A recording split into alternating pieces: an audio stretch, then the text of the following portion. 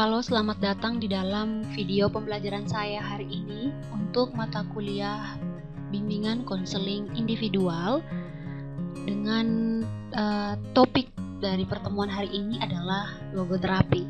Bersama saya Ibu Katarina Deltrodis Pradaparahamma. Nah, pada hari ini kita akan belajar tentang konsep-konsep dasar hingga teknik-teknik yang ada di dalam logoterapi. Logoterapi sendiri dikenalkan pertama kali oleh Viktor Emil Frankl yang tentunya merupakan salah satu tokoh aliran eksistensial. Logoterapi ini banyak memiliki pandangan tentang pencarian makna hidup dari seorang individu. Mari kita lihat bersama tentang konsep dasar dari teori ini. Teori ini memiliki kurang lebih 4 konsep dasar tentang hati nurani, makna hidup, kevakuman eksistensial, dan ketidakbermaknaan. Hati nurani dipandang sebagai inti keberadaan manusia dan sumber integritas personalnya. Menurut Viktor Frankl, dalam logoterapi hati nurani itu sebagai salah satu bentuk terjujur dari kehidupan manusia. Sementara untuk makna hidup itu dibagi menjadi 3 hal, yaitu orang bisa menemukan makna hidup dalam hidupnya melalui nilai kreatif, nilai pengalaman, dan juga nilai bersikap. Nilai kreatif ini mereka temukan melalui apa yang mereka berikan kepada kehidupan. Sementara nilai pengalaman mereka temukan melalui apa yang mereka dapat ambil dari kehidupan. Sementara untuk nilai bersikap mereka ambil terhadap takdir atau hal yang tidak dapat lagi diubahnya. Misalnya seseorang menemukan dirinya teridap penyakit yang sangat mematikan, sehingga itu menjadi salah satu nilai bersikap tentang bagaimana ia memaknai hidupnya. Sementara itu ada kevakuman eksistensial. Nah, kevakuman eksistensial di sini dideskripsikan sebagai keadaan di mana seseorang memiliki perasaan yang hampa atau tidak berguna, dia merasa kosong dan dia mengalami sebuah hal yang tentunya membuat dirinya tidak berguna untuk sekelilingnya. Sementara itu untuk ketidakbermaknaan. Lawan dari kata bermakna adalah ketidakbermaknaan. Nah, di dalam teori ini mereka menyebutkan bahwa individu yang mengalami ketidakbermaknaan hidup itu disebabkan karena beberapa hal. Di antaranya terkikisnya nilai-nilai di dalam diri sendiri, mereka kehilangan model atau teladan hidup, dan tidak semangat di dalam mencari makna hidup. Sehingga ini menjadi sumbangsi bagi ketidakbermaknaan hidup seseorang. Berbicara tentang kehidupan yang bermakna, Viktor Frankl juga menyebutkan bahwa dalam mencari makna hidup, biasanya individu menemukan itu melalui pengalaman kehidupan mereka sendiri. Saya punya 4 tokoh di sini yang tentunya sudah melalui banyak sekali peristiwa di dalam hidup mereka, sehingga membuat mereka menemukan satu makna hidup menurut mereka. Yang pertama ada seorang ahli psikologi yang menyebutkan bahwa manusia hanya dapat hidup dengan melihat ke masa depan. Tentu ini menyiratkan bahwa ada pengalaman di dalam hidupnya yang membuat dia memiliki makna seperti itu tentang kehidupan.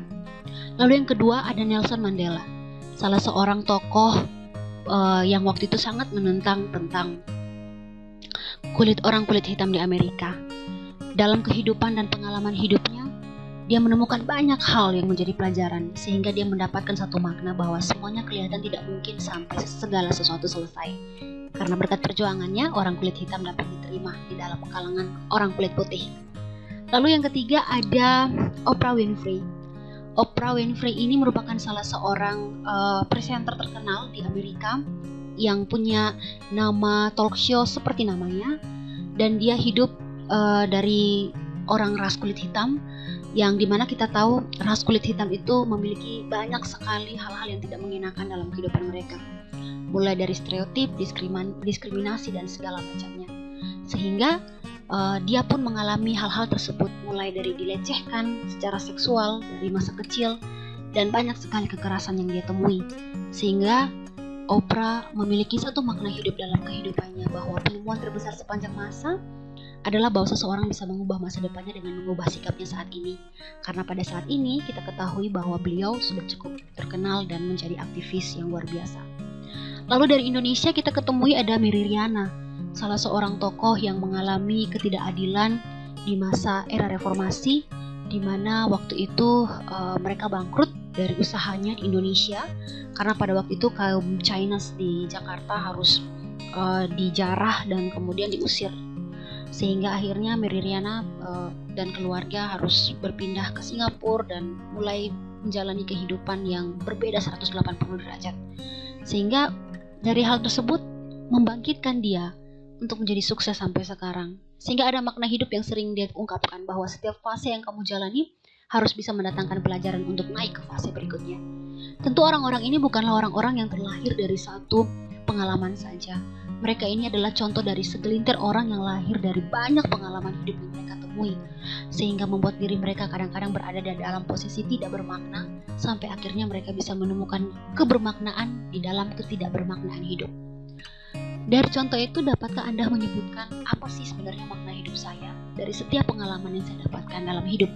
Karena saya yakin bahwa saya ataupun juga Anda mengalami yang namanya banyak pengalaman hidup, susah, senang, jatuh, bangun, up and down dalam hidup. Nah, kita lanjutkan. Lalu sebenarnya apa metode yang bisa kita lakukan gitu ya untuk menemukan makna hidup? Nah, di dalam ini ada beberapa metode yang bisa kita gunakan untuk menemukan makna hidup, khususnya konseli kita.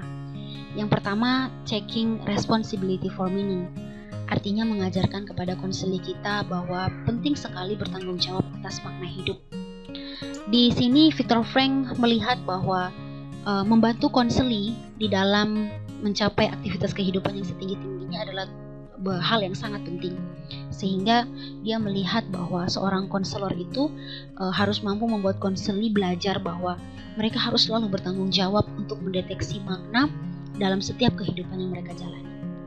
Lalu yang kedua adalah listening to personal conscience, artinya membantu klien atau konseli kita untuk mendengarkan kata hati mereka, karena seperti yang saya bilang bahwa kata hati bagian yang paling terjujur dari hidup manusia.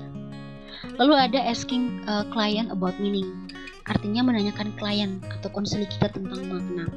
Konselor punya tugas untuk menanyakan konseli kita tentang apa saja pencapaian-pencapaian yang pernah dilakukan oleh kita.